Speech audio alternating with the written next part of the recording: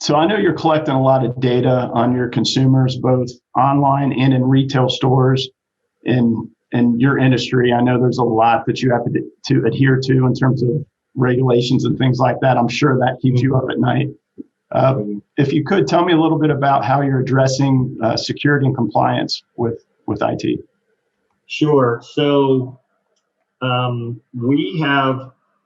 we were doing a couple different things. Again, it's this bringing everything together. This is definitely one of those areas where getting to a single way that we approach security, both with, it's the people, process, and the technology.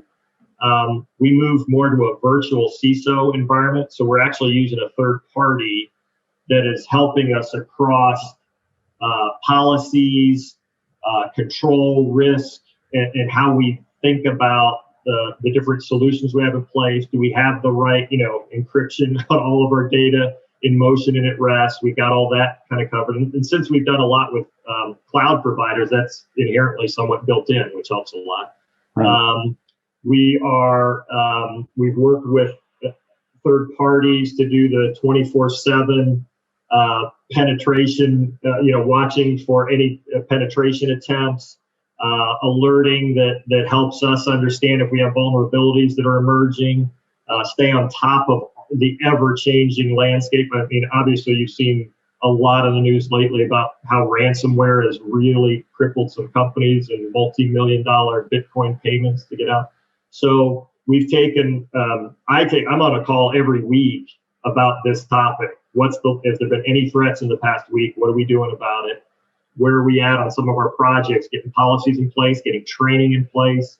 We're doing social engineering tests across our employees every month, which is huge. Honestly, we could do all this, all the technology, all the process and everything, but really where the action is usually our weakest link is our people, because they click on that link, they open that attachment, they fall for the, hey, this looks like it's Chris asking somebody to go buy a bunch of gift cards to give to, all those scams that are out there, they get better and better. So probably the biggest thing we do is that, like the education piece, and make sure all our people are thinking security first.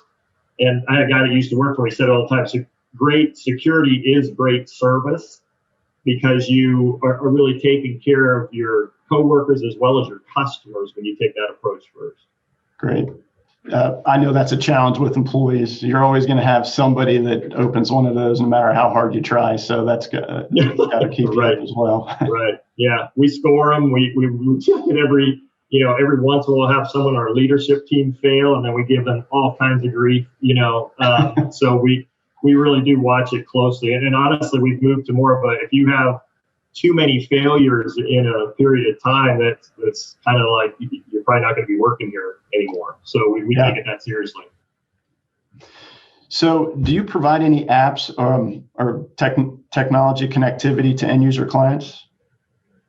Yes. So again, different ways we've thought about it across the different types of verticals. On the lending side, because most of it, when you think about getting a loan, it's different than having a transaction account. I was used to having, checking accounts, credit cards, all those kind of things. Well, we're really pretty much a lender or a leaser if you're a rent to owner. So you think about that, there are points in time when you want to have that, you're exposing these things to customers to apply by themselves, right? And so a lot of times that doesn't make sense to have an app in the app store, right? Because once you've gone, are you going to download an app just so you can apply for something, get the loan, and then set up automatic payments, and then are you really going to use it? So then you got another dead app on your phone or on your iPad or something that's, what's it used for? So we've taken approach that most of the applications we do that are consumer facing are responsibly designed, so they look great on mobile. There's a completely self-serve as much as possible, so that there isn't a do all this and then someone's got to call you, or you got to scan something in or whatever. There is a little bit of that when we go through some of our fraud filters, because we have to watch that as well to make sure we're getting good legit clients. But most of it's been driven more by mobile responsive. How do you think about self-serve first? So the only place we've actually put an app in the app store is in the Tempo business, that lease to own. type model, because there are some things along the way that model and that payment structure works. There are some points along the way you can pay off early. Your payment might adjust, and there's always a balance at the end you got to pay. So there's more to it with that one, where you may need to go back after the lease has been done.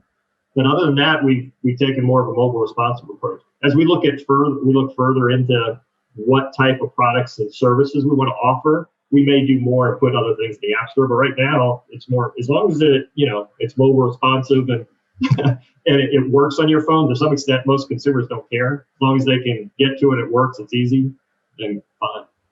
Do you get any data that shows you the adoption rate of that app, whether people are actually using it?